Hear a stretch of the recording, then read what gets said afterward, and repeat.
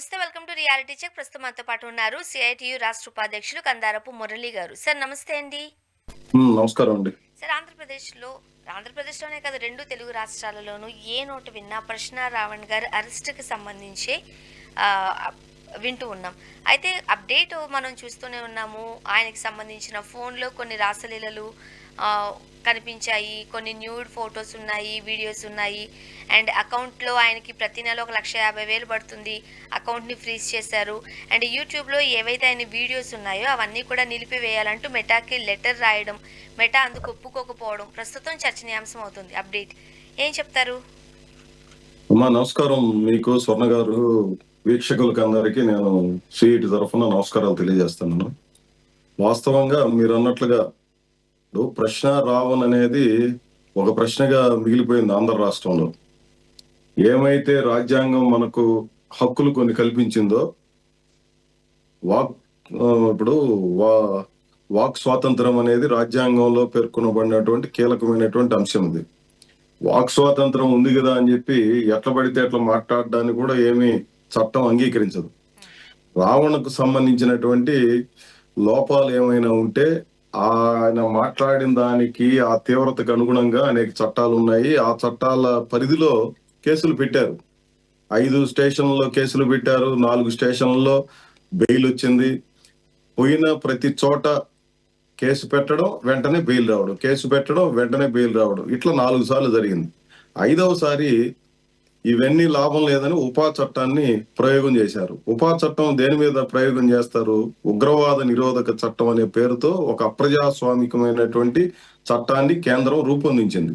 ఆ చట్టం ప్రవేశపెట్టినప్పుడే దేశంలో ఉన్నటువంటి అనేక రాజకీయ పార్టీలు చాలా తీవ్రంగా ఆ చట్టాన్ని వ్యతిరేకించాయి. కారణం ఏమంటే ఆ చట్టంలో ఉన్నటువంటి కీలకాంశం ఏంటంటే తప్పు ఎవరిదని చెప్పి ఆరోపిస్తుందో ప్రభుత్వం, ఆ తప్పును ప్రభుత్వం కాదు నిరూపణ చేయాల్సింది. ఆరోపించబడ్డ వ్యక్తి నేను ఆ తప్పు చేయలేదని అతను నిరూపితం చేసుకోవాల్సిన అంతటి అప్రజాస్వామికమైనటువంటి పద్ధతిలో ఆ చట్టంలో ఒక క్లాజ్ ఉంది. అంటే దీని అర్థం ఏంటంటే రావణ్ మీద మేము మట్టి వేసాం, ఆ మట్టి ఇది సరైందా కాదా అని చెప్పి తేల్చుకోవాల్సింది రావణ్ తప్ప మాకేం సంబంధం లేదు. దీనికి ఏ రకమైనటువంటి ముందు విచారణలు అవసరం లేదు. ముందస్తు విచారణలు లేదంటే ఇతరత్ర వ్యవహారాలు ప్రజాస్వామిక పద్ధతులు ఏమి రాజ్యాంగం ఏదైతే మనకు కల్పించిందో రకరకాల హక్కుల్ని ఇవన్నీ కూడా పరిగణలోకి తీసుకోకుండా ఏర్పరిచినటువంటి ఒక అప్రజాస్వామికమైనటువంటి చట్టం అట్లాంటి చట్టాన్ని ఒక యూట్యూబర్ మీద అది ఆయన ఏదో నోరు బారేసుకున్నాడని చెప్పి నోరు బారేసుకుంటే దానికి అవసరమైన రకరకాల శిక్షలు ఉన్నాయి. వాటన్నిటినీ కాకుండా మమ్మల్ని ఇష్టానుసారంగా మాట్లాడతారా, మీ అంతు తేలుస్తామన్నటువంటి పద్ధతిలో ఇది ఉంది. ఇది ఏమాత్రం పూర్తిగా సహింపరానిది అనేది మేము అభిప్రాయపడుతున్నాం మొదటి నుంచి. ఇది వామపక్షాలు భావాలు దెబ్బతిన్న నేపథ్యంలో వాళ్ళు కేసులు పెట్టడం, కోర్టు బెయిల్ ఇవ్వడం, కేసు పెట్టడం, బెయిల్ ఇవ్వడం చూసాం. ఓకే, ఆ తర్వాత సరిగ్గా ఉచ్చు బిగిస్తేనే, లేకపోతే సరిగ్గా అది ఎలా పెడుతున్నాం అన్న విషయాన్ని పక్కన పెట్టేస్తే బయటికి రాకుండా చేయాలనే ఉద్దేశంతోనే కక్షపూరితంగానే ఇప్పుడు ఈ కేసులన్నీ బనాయిస్తున్నారు అని అనుకోవచ్చా? దాంట్లో ఏమాత్రం సందేహం లేదు. ఎందుకనంటే ఉపా పెట్టడంలో ఉద్దేశం అదే కదా. వాళ్ళేమో మొదట కేసులు పెట్టారు. ఆ కేసులకి బెయిల్ వస్తుందా రాదా అన్నటువంటి విచక్షణ కూడా మర్చిపోయి వాళ్ళు వ్యవహరించినట్టుగా ఉంది. జనరల్ గా ఏ పోలీస్ అధికారి అయినా కామన్ సెన్స్ ఉన్నటువంటి ఎవరికైనా అర్థం అవుతుంది ఆ కేసులన్నింటికి బెయిల్ ఇస్తారని చెప్పి. అదేదో కోర్టుకే పోవాల్సిన అవసరం లేదు. 7 సంవత్సరాల లోపు శిక్ష పడే ఏ కేసునైనా పోలీస్ స్టేషన్ లో బెయిల్ ఇవ్వాలి అనేది ఇప్పుడు లేటెస్ట్ గా ఉన్నటువంటి చట్టం. ఇది ఎవరికైనా అర్థమయ్యేటువంటి మౌలికమైనటువంటి తెలివితేటలు చట్టం గురించి ఒక్కరవ కాన్షియస్నెస్ ఉన్నా ఎవరైనా చెప్పేది. కానీ 4 కేసులు పెట్టిన తర్వాత ఇక లాభం లేదనుకొని ఉపాని ప్రయోగించడం, ఇది అతను భయపడిపోయి బెంబేలు పడిపోయి కాళ్ళ వేళ్ల పడి ఏదన్నా చేస్తుంటే అప్పుడేమో అతను పూర్తిగా ప్రతి కేసు సందర్భంలో నేను దేనికైనా సిద్ధమే, నన్ను చంపేయండి అని కూడా మాట్లాడినటువంటి పరిస్థితి మనం చూసాం. ఇక్కడ రావణ్ మాట్లాడిన దాన్ని మేమెవరు సమర్థించడం లేదు. రావణ్ ఆ రకంగా మాట్లాడడాన్ని వ్యతిరేకించాం కూడా మేము. ఇట్లా ఏకపక్షంగా వ్యక్తుల పేర్లు పెట్టి ఇట్లాంటి విమర్శలు చేయడాన్ని ఎవరు దాన్ని సమర్థించినటువంటి వాళ్ళు కూడా లేరు. ఆయన సమర్థిస్తున్నటువంటి వాళ్ళలో కూడా ఆయన మాట్లాడిన తీరుని అందరూ వ్యతిరేకిస్తున్నారు. కానీ ప్రభుత్వం వ్యవహరిస్తున్నది. ఆయన మాట్లాడినాడనే పేరు పెట్టి మాట్లాడింది ఆయనేనా? పవన్ కళ్యాణ్ గారు మాట్లాడలేదా? పవన్ కళ్యాణ్ గారు చెప్పు చూపించి మరి మాట్లాడితే దాన్ని ఏమనాలా? ఉప ముఖ్యమంత్రి హోదాలో తొక్కి నారదీస్తామని చెప్పి భాష ఒక ఉప ముఖ్యమంత్రి స్థాయిలో మాట్లాడచ్చా? రావణ్ గారు ఆయన చేసింది కూడా వ్యక్తి అదే కదా సార్. ఆ ఇన్సిడెంట్ ని చూసే ఇమిటేట్ చేస్తూ ఆ వ్యాఖ్యలు చేశారు. అదే నేను అంటున్నా కదా, అంటే ఉప ముఖ్యమంత్రికి అయితే ఒక రూలు, ఈ సామాన్యుడు కాబట్టి ఇతనికి ఒక రూలా? సరే, ఇవన్నీ ఒక ఎత్తు అయితే ప్రకాష్ రాజ్ గారు ఏం చేశారు? మాబోటి వ్యక్తే కదా ప్రకాష్ రాజ్ గారు. ఇప్పుడు మీరు ఈ ఇష్యూ మీద నన్ను అడుగుతున్నారు, నేను చెప్తున్నాను నా అభిప్రాయం. ఇది తప్పు, ప్రభుత్వం చేసినటువంటి తప్పు ఇది. రాజ్యాంగ స్ఫూర్తికి విరుద్ధంగా వ్యవహరించింది ప్రభుత్వం. పవన్ కళ్యాణ్ గారి వ్యవహార శైలి బాగలేదు, చంద్రబాబు నాయుడు గారి వ్యవహార శైలి బాగలేదు, లోకేష్ వ్యవహార శైలి బాగలేదు. ముఖ్యంగా ఈ రాష్ట్రంలో పోలీసులు రాజకీయ నాయకులకి అడుగులకు మడుగులొత్తుతూ తొత్తుల్లాగా తయారైపోయి వ్యవహరిస్తున్నారని చెప్పి నేను మీ దగ్గర అభిప్రాయం చెప్పాను. ఇప్పుడు వెంటనే ఇక నా మీద మాట్లాడడం ప్రారంభిస్తే దాని అర్థం ఏమి? ఇంకేం వాక్ స్వాతంత్రం? అంత మునుపు జగన్మోహన్ రెడ్డి గారు మమ్మల్ని ఇబ్బంది పెట్టారని చెప్పి తెలుగుదేశం పార్టీ వాళ్ళు మాట్లాడినారు. ఇప్పుడు వైసీపీ వాళ్ళు మమ్మల్ని ఇబ్బంది పెడుతున్నారని చెప్పి వాళ్ళు మాట్లాడుతున్నారు. ఇప్పుడు మాటల సమస్య కాదు ఇక్కడ. ఇక్కడ రాజ్యాంగం ఇచ్చినటువంటి కొన్ని హక్కులు, ఇదేదో చంద్రబాబు నాయుడు గారి దయాదాక్షిణ్యాల్లో, పవన్ కళ్యాణ్ గారి దయాదాక్షిణ్యాల్లో, జగన్మోహన్ రెడ్డి గారి దయాదాక్షిణ్యాల వల్ల ప్రజలు అనుభవించడం లేదు. దీనికి ఒక చాలా పెద్ద చరిత్ర ఉంది. జాతీయోద్యమము, ఆ తర్వాత రాజ్యాంగ సభ ఏర్పాటు చేయడము, అంబేద్కర్ లాంటి మహనీయులు అనేక మంది కృషి, వీటన్నిటి కారణంగా ఏర్పరచుకున్నటువంటి రాజ్యాంగం మనకు కల్పించినటువంటి హక్కుల ఆధారంగా ఈ చర్చ. నేను మాట్లాడేది కూడా దాంట్లో భాగమే, మీరు నాతో మాట్లాడడం కూడా దాంట్లో భాగమే. ఎవరికైనా ఈ హక్కులు ఉంటాయి. ఈ హక్కులు కాలదన్నే ఇది పాలకులకు లేదు, రాజ్యానికి లేదు. రాజ్యానికి లేదనేదే రాజ్యాంగంలో పేర్కొని, ముఖ్యంగా రాజ్యాంగంలో ఉన్నటువంటి రాజ్యాంగ పదవుల్లో ఉన్నటువంటి వాళ్ళు, ఉన్నత స్థాయిలో ఉన్నటువంటి వాళ్ళు మరింత బాధ్యతాయుతంగా వ్యవహరించాలని దాంట్లో స్పష్టంగా పేర్కొనబడింది. ఇప్పుడు రావణ్కి పవన్ కళ్యాణ్ గారికి ఒకటే, లేదంటే చంద్రబాబు నాయుడు గారు ప్రకాష్ రాజ్ గారు ఒకటే అని అనలేం కదా. వాళ్ళు సామాన్యులు. రావణ్ అయినా ప్రకాష్ రాజ్ గారైనా వీళ్ళు సామాన్యులు. సామాన్యులకి ఒక రాజ్యాంగ పదవుల్లో ఉన్న ఉప ముఖ్యమంత్రి లేదా ముఖ్యమంత్రి, గవర్నరు, ప్రధానమంత్రి ఒకటేనా? వీళ్ళు న్యాయం చెప్పాల్సిన స్థానాల్లో ఉన్నారు, ఆ తీర్పులు చెప్పాల్సిన స్థానాల్లో ఉన్నారు. రాజ్యాంగ ఉన్నత పదవుల్లో కూర్చుని ఉన్నటువంటి వాళ్ళు ఏం చేయాలి? తప్పులు చేయకూడదు. తప్పులు చేసినటువంటి వాళ్ళు సరిదిద్దే పని చేయాల. మీరు సరిదిద్దే పని కాకుండా ఇంకో తప్పు మీద తప్పు 100% ఇప్పుడు వీళ్ళు 10% తప్పు చేస్తే వీళ్ళు 100% తప్పులు చేసే స్థాయికి పోవడం. ఈరోజు ఉపా చట్టం పెట్టడం అంటే ఏమి? రాజ్యాంగ దుర్వినియోగానికి పాల్పడినట్టు కదా, చట్టాన్ని దుర్వినియోగపరిచినట్టు కాదా? మీ అధికారాన్ని ఉపయోగించి ఇష్టానుసారంగా మీకు నచ్చనటువంటి వాళ్ళ మీద కేసులు పెట్టడం కదా. ఈ రోజు మంత్రివర్గం చర్చించి ఇట్లాంటి ప్రభుత్వాన్ని విమర్శలు చేస్తే జైలుకు పంపుతాం, దీనికోసం ఒక కమిటీని ఏర్పాటు చేసి దీనంతా కూడా మేము పరిశీలన చేస్తాం, ఇట్లా ఎవడైనా ఏదైనా ప్రభుత్వాన్ని విమర్శిస్తే చూస్తూ ఊరుకోమనేది దాని అర్థం ఏమి? అటదిప్పి ఇటదిప్పి ఇంట్లో ఉన్నటువంటి ముసలమ్మ మీదకి అన్ని రకాల కసరత్తులు చేసిన వస్తాదు పోయి ముసలమ్మ మీద దాడి చేసినాడు అన్నట్టుగా మళ్ళీ అటు తిరిగి సామాన్యుల మీదకి రావడమే కదా. ఎవరో ఒక మామూలు వాళ్ళు మాట్లాడారని చెప్పి వాళ్ళ మీదకి పోయి దాడులు చేయడమో, కేసులు పెట్టడమో, జైలుకు పంపడమో, ఉపా చట్టం పెట్టడమో. ఇదొకటే కాదు, అనకాపల్లి జిల్లాలో అక్కడ ఉన్నటువంటి పైడి అప్పలరాజు అన్నటువంటి ఒక సామాన్యుడు సిపిఎం పార్టీ కార్యకర్త, ఆయన అక్కడ భూసేకరణని వ్యతిరేకించాడనే పేరుతో ఆయన పీడీ యాక్ట్ పెట్టి ఆయన్ని జైలుకు పంపించారు. పీడీ యాక్ట్ పెట్టడం ఒక సాధారణ విషయంగా మారిపోయింది. అల్టిమేట్ గా ఏమవుతోంది? ప్రజా సమస్యలను మాట్లాడే వాళ్ళని కూడా పీడీ యాక్ట్లు పెట్టి జైలుకు పంపించి రోజుల తరబడి, నెలల తరబడి, సంవత్సరాల తరబడి పెట్టేయడం అనే ప్రక్రియ కేంద్రంలో ఉన్నటువంటి బీజేపీ ప్రభుత్వం చేస్తా ఉంది. ఆ సాంప్రదాయాన్ని ఇప్పుడు రాష్ట్రంలో తీసుకొచ్చారు. రాష్ట్రంలో పవన్ కళ్యాణ్ని విమర్శిస్తేనో, చంద్రబాబు నాయుడిని విమర్శిస్తేనో మీ అంతు తేల్చేస్తాం, ఈ పార్టీని తెలుగుదేశం ప్రభుత్వాన్ని విమర్శ చేస్తే మీ కథ తేల్చేస్తాం అన్నటువంటి పద్ధతిలో ఉంది. అంటే భయపడి బతకండి అని చెప్పడమే కదా దాంట్లో. భయపడి బతకండి, లేదా మా అడుగులకు మడుగులొత్తుతూ బతకండి, మా కాళ్ళ కింద బానిసల్లాగా జీవించండి అన్నటువంటి తప్ప దీంట్లో ఏం ప్రజాస్వామ్యం ఉంది? ఏమన్నారు? పవన్ కళ్యాణ్ గారే పెట్టి చెప్పారు, ఆయన మేమేదైనా తప్పులు చేస్తూ ఉంటే ఎత్తి చూపండి అని. ఎత్తి చూపడం అంటే ఈ రకంగా విమర్శలు చేస్తేనో, ఇప్పుడు ప్రకాష్ రాజు గారు చేసినటువంటి విమర్శ ఉంది. లేదా రావణ్ చెప్పిన దాంట్లోనైనా ఆయన ఏదో కొంచెం భాష బాగలేదు, బూతులు మాట్లాడినాడు, ఇదేదన్నాడు. ప్రకాష్ రాజు గారు చెప్పిన దాన్ని ఏమనాలంటే, ప్రకాష్ రాజు గారు ఏమని చెప్పారు, ఇది కరెక్ట్ కాదు, మీరు అనుసరిస్తున్నటువంటి పద్ధతి అప్రజాస్వామికంగా ఉంది, మీరు అధికారంలోకి వచ్చింది ఎవరన్నా ప్రశ్నిస్తా ఉంటే ఈ రకంగా మాట్లాడడానికి కాదు, ఆలోచించుకోండి అని చెప్పాడు, సూచన చేశాడు ఆయన. ఒక రాష్ట్ర ప్రభుత్వానికి, ఉన్నత స్థానాల్లో ఉన్నటువంటి పెద్ద మనుషులకి, మీరు ఆలోచించుకోండి, వెనక్కి తిరిగి ఒకసారి చూసుకోండి, మీరు ఎందుకోసం అధికారంలోకి వచ్చారు, ఇది సరైనటువంటిది కాదు అని చెప్పాడు.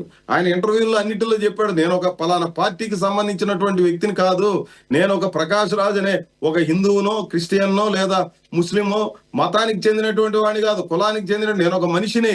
ఈ దేశంలో తప్పులు చేసినటువంటి ఏ పార్టీ ప్రభుత్వం అయినా నేను ప్రశ్నిస్తున్నాను, అది కాంగ్రెసా, టిఆర్ఎస్ఆ, తెలుగుదేశమా, వైసీపీయా, బీజేపీ అనే దాంతో నిమిత్తం లేదు. ఎక్కడ ఎవరికి కష్టం జరిగితే అప్పుడు నేను మాట్లాడాను అని చెప్పి ఉదాహరణలతో సహా ఆయన చెప్తుంటే, నువ్వు ఇక్కడ కత్తి కట్టేసి ఆయన అంతు తేల్చేస్తాం, ఆయన్ని జైల్లో పెట్టించేస్తాం అని చెప్పేసి, ఆయన ఏదో ఏదో మాట్లాడినాడు అని చెప్పి వాయిస్ కన్వర్జేషన్ అని చెప్పి రకరకాలవన్నీ గుదిగుచ్చి వాటిని క్రియేట్ చేసి చెప్తున్నారు. ఆయన బహిరంగ చెప్తున్నాడు.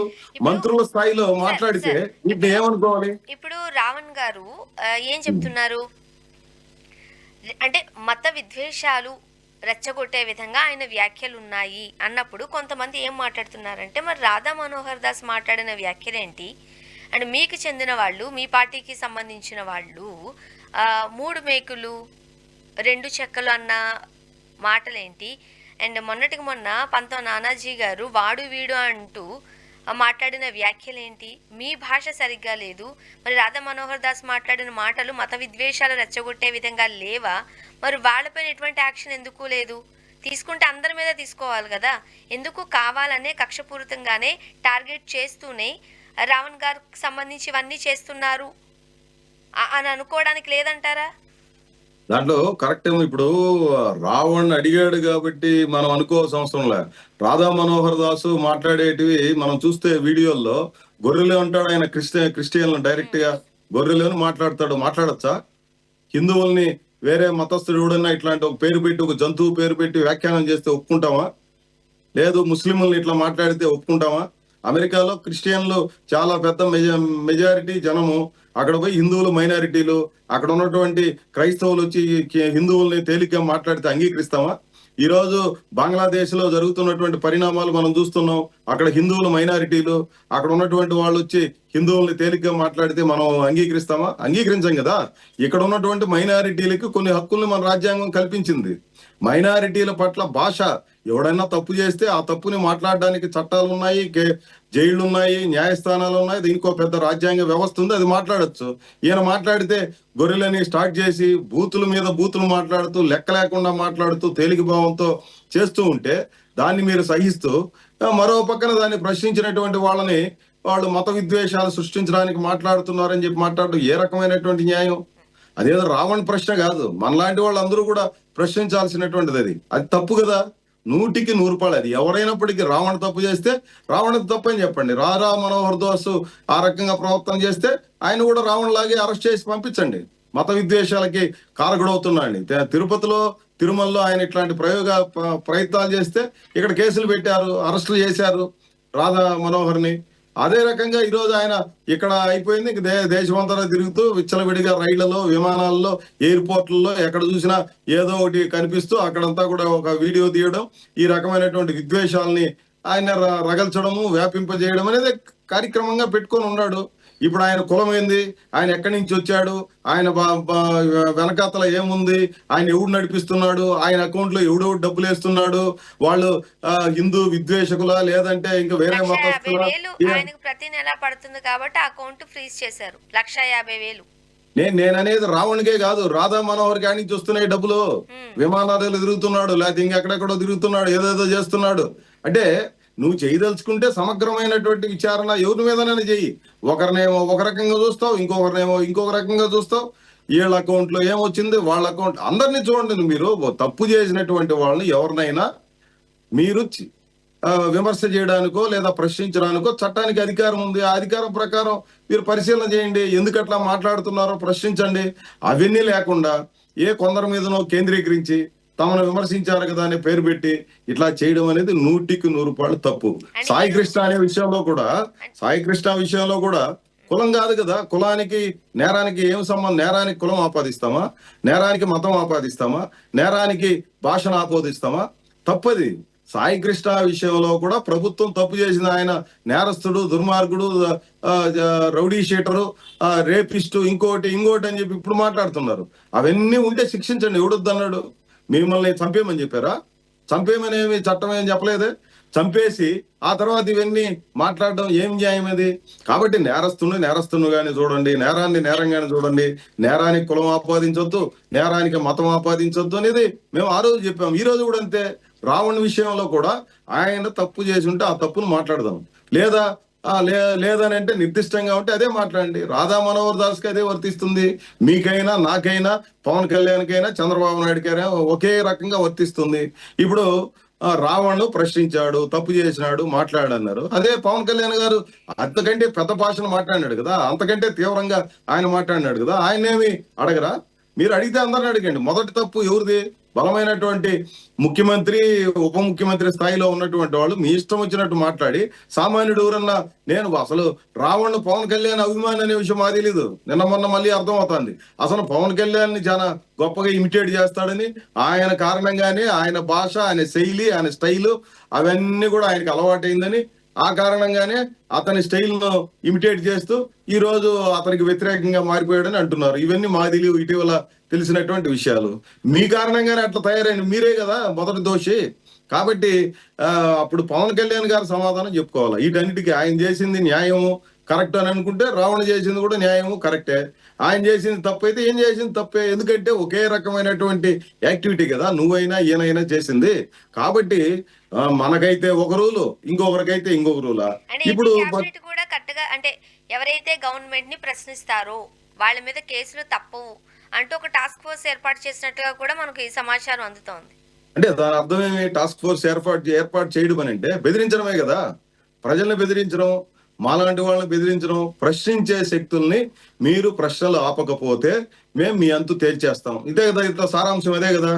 అంటే మీరు అంతు తేల్చేస్తామని అంటే ఒక భగత్ సింగ్ బ్రిటిష్ వాళ్ళని ఎదిరించిన దానికి భగత్ సింగ్ చచ్చిపోయాడు, అల్లూరి సీతారామరాజు చచ్చిపోయాడు, ఝాన్సీ లక్ష్మి చచ్చిపోయింది జాతీయోద్యమంలో, దానికి పూర్వం అనేక మంది చచ్చిపోయాడు భక్తి ఉద్యమంలో. ఇట్లాంటి ప్రశ్నలు వేసినందుకు చాలా మంది చనిపోయారు. అదే మాదిరి మత రాజ్యాలుగా ఉన్నటువంటి చోట చాలా మంది నిజాన్ని మాట్లాడినందుకు చచ్చిపోయారు. అదే మాదిరి ఆ తర్వాత ఇప్పుడు అంతా ప్రజాస్వామ్య ప్రక్రియ వెళుతున్నటువంటి దేశము అని చెప్పి గొప్పగా చెప్పుకునే చోట ఈరోజు ప్రజాస్వామ్యం అపహాస్యం పాలవుతుంది. మాట్లాడిన దానికి మాట్లాడడం అనేది ఒక స్వేచ్ఛ అని చెప్పి ప్రకటించారు. మాట్లాడిన దాంట్లో కూడా ఇప్పుడు దానికి ఒక టాస్క్ ఫోర్స్ పెట్టడం అంటే ఏమని అర్థం? ఇంకా వాళ్ళకి వేరే పని ఏమి లేదా? ఇప్పుడు ఐపీఎస్లు, ఐఏఎస్లు లేదా రెవెన్యూ లేదా ఇతర యంత్రాంగాలన్నీ ఏం చేయాలి? ప్రజల కష్టాలని, కన్నీళ్ళని తుడిచి వాళ్ళకి అవసరమైనటువంటి మద్దతునిచ్చి వాళ్ళకి అండగా నిలబడాలని చెప్పి రోజు మాట్లాడుతూ ఉంటాం. ఆ పనులు అందరూ మర్చిపోయి ఏం చేస్తున్నారు? ఈ కక్ష సాధింపు వ్యవహారాలు దిగారు. అంత మునుపు అదే కదా చర్చ. అంత మునుపు తెలుగుదేశం పార్టీ ప్రతిపక్షంలో ఉన్నప్పుడు రోజు అదే మాట్లాడేది.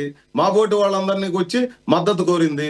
మా మీద దాడులు జరుగుతున్నాయి, మీరు రండి అని చెప్పి కొన్ని సందర్భాల్లో మేము కూడా వెళ్ళి మద్దతు ప్రకటించాం. ఇప్పుడు నువ్వేం చేస్తున్నావు? అధికారంలోకి వచ్చి నువ్వు కూడా అదే చేస్తున్నావు. ఇప్పుడు వైసీపీ సమస్య కాదు ఇది, లేదంటే ఇతర ప్రతిపక్షాల సమస్య కాదు. ప్రజలతో యుద్ధానికి దిగుతా ఉన్నారు ఈ రోజు రాజకీయ పార్టీలు.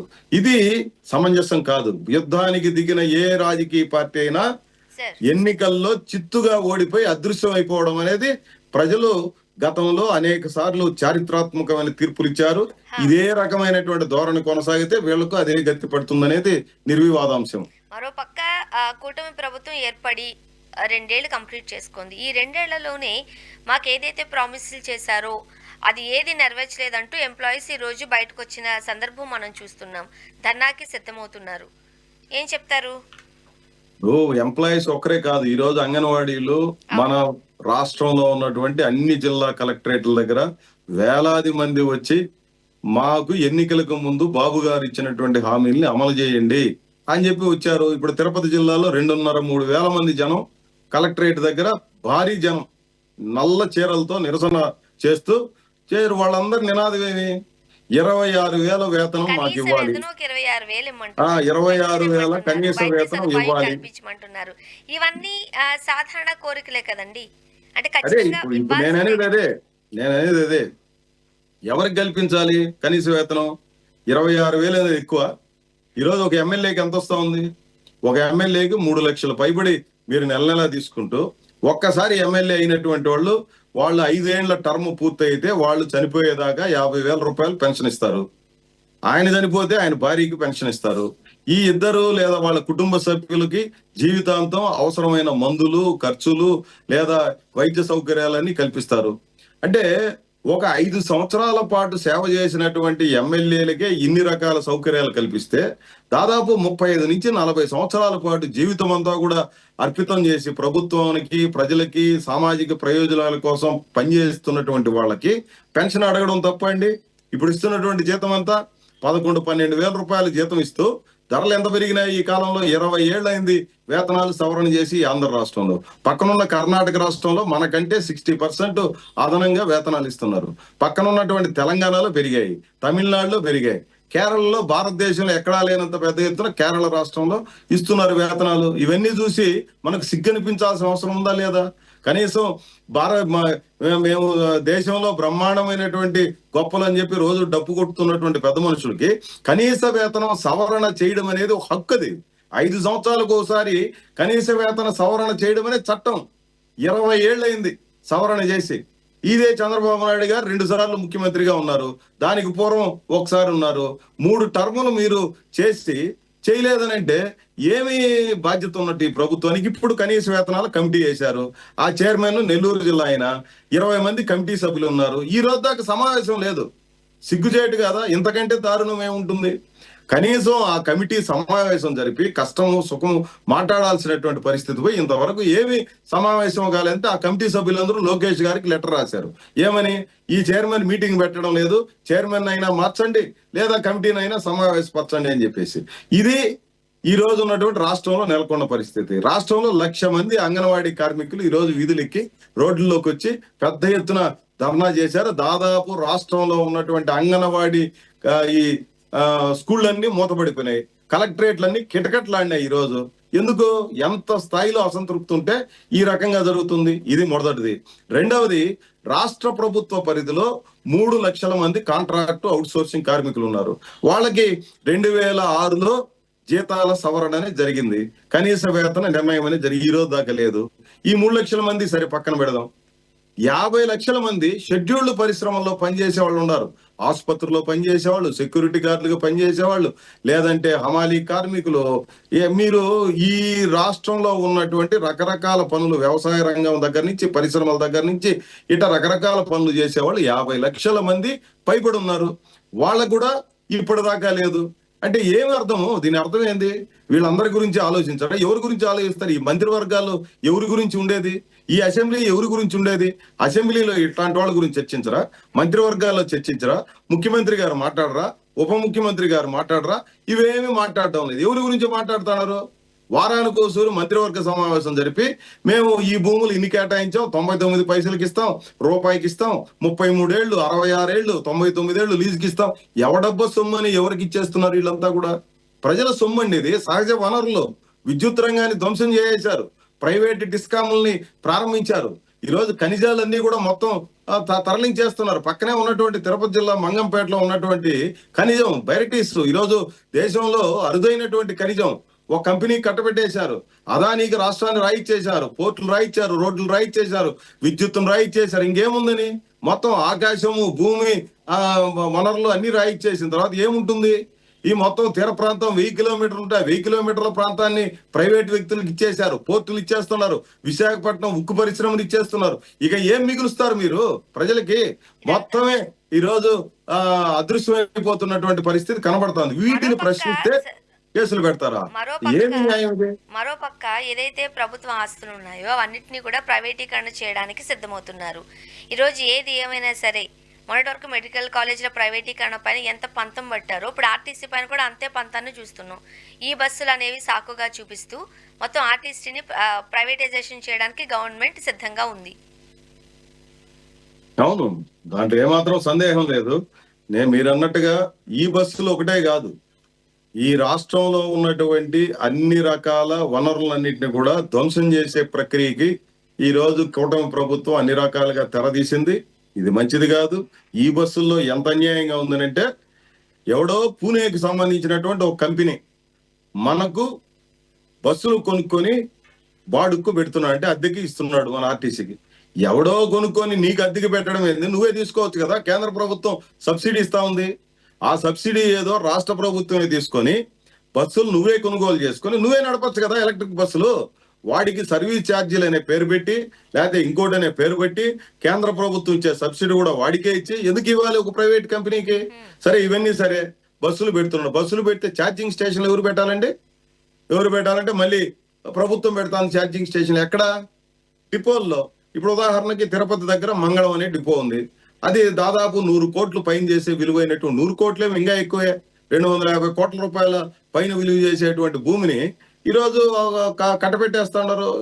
ఎవరు సొత్తు అండి ఇది? పూణే కంపెనీకి ఇక్కడ వచ్చి ప్రజల సంపదని, నువ్వు ఆర్టీసీ సంపదను ఎత్తుకొని ఒక డిపోనే ఇచ్చేసి అక్కడ ఉన్నటువంటి వాళ్ళందరినీ బయటికి తరిమేసి, ఎంప్లాయీస్ ని, అక్కడ ఉన్నటువంటి మెకానికల్ అందరినీ బయటికి తరిమేసి, ఇక్కడ ఇది ఛార్జింగ్ స్టేషన్ గా ఇది ఉంటుంది, మీరెవరు ఉండడానికి వీల్లేదని. తిరుపతి బాగా విస్తృతి పెరుగుతా ఉంది. తిరుపతికి రకరకాల అవసరాలు ఉన్నాయి. ఒక బస్ స్టాండ్ కాదు, ఇప్పుడు 4-5 బస్ స్టాండ్లు అవసరమైంది. కొత్త బస్ స్టాండ్లు పెట్టండి అని చెప్పి ప్రజలందరూ డిమాండ్ చేస్తా ఉంటే, ఉన్న డిపోలన్నింటిని కూడా అమ్మేస్తే నీకు ఏం మిగులుతుంది? ఉన్నటువంటి పెద్ద మేజర్ బస్ స్టాండ్ తిరుపతిలో ఒకటే ఒకటి ఉంది. ఆ బస్ స్టాండ్ కూడా ప్రైవేట్ వాళ్ళకి ఇచ్చేసి అక్కడ వాణిజ్య సముదాయాన్ని నిర్మాణం చేయండి. లోపల బస్ స్టాండ్, బయట వాణిజ్య కార్యకలాపాలు జరుగుతాయని ఎవడో ప్రైవేట్ వాడికి ఇచ్చేస్తున్నారు. విజయవాడలో లూలు సూపర్ మార్కెట్ కి ఇచ్చేయాలని ప్రయత్నం చేస్తే అక్కడ ఉన్నటువంటి ఊర్లో పెద్ద మనుషులంతా కూడా కోర్టుకు వెళ్ళి దాన్ని ఆపారు. అదే మాదిరి నెల్లూరులో ఒక డిపోని అదే రకంగా అమ్మకానికి పెట్టేశారు. ఇక్కడ రాష్ట్రంలో ఒకటన్లే విశాఖపట్నం దగ్గర నుంచి, శ్రీకాకుళం దగ్గర నుంచి అనంతపురం దాకా ఈ ఆర్టీసీ ఆస్తులన్నింటి బహిరంగ వేలానికి ప్రకటించేశారు. ఇప్పుడు మీరు అన్నట్టు 17 మెడికల్ కాలేజీలు ఉన్నాయి. 17 మెడికల్ కాలేజీలు ప్రభుత్వం ప్రారంభిస్తా ఉంటే, గత ప్రభుత్వం తప్పు చేసిందా రైట్ చేసిందా పక్కన పెట్టండి. ఇక్కడ ప్రభుత్వ రంగంలో 17 మెడికల్ కాలేజీలని వైసీపీ ప్రభుత్వం ప్రారంభించడం అయితే హర్షణీయం. ఎందుకనంటే ప్రభుత్వం చేతిలో ఉండడం అనేది కరెక్ట్. దీన్ని నువ్వు ఎత్తుకునే ప్రైవేట్ వాళ్ళకి ఇచ్చేస్తానంటే ఏమి న్యాయం అది? నువ్వు ఏమి నేర్పిస్తున్నావు ప్రజలకి? ప్రభుత్వం పెట్టినటువంటి మెడికల్ కాలేజీని నువ్వు ప్రైవేట్ వాళ్ళకి అమ్మేస్తావా? ఎంత ధైర్యం ఉంటే? ప్రతి చోట సమస్య కనిపిస్తోంది. ఆ కూటమి వచ్చి 2 ఏళ్లు మాత్రమే అయింది, ఇంకా 3 ఏళ్లు వాళ్ళ చేతుల్లో ఉంది కాబట్టి అసలు చూద్దాం వాళ్ళు ఏం చేయబోతున్నారు. ఇంకా ముందు వాళ్ళు ఏమైనా దానికి సరైన సమాధానం చెబుతారా? వాళ్ళ వర్షన్ ఏంటి చూద్దాం. Sir, thank you so much అండి, మీ అభిప్రాయాలు పంచుకున్నారు. Thank you. ఇది వాళ్ళ రియాలిటీ చెక్. Stay tuned.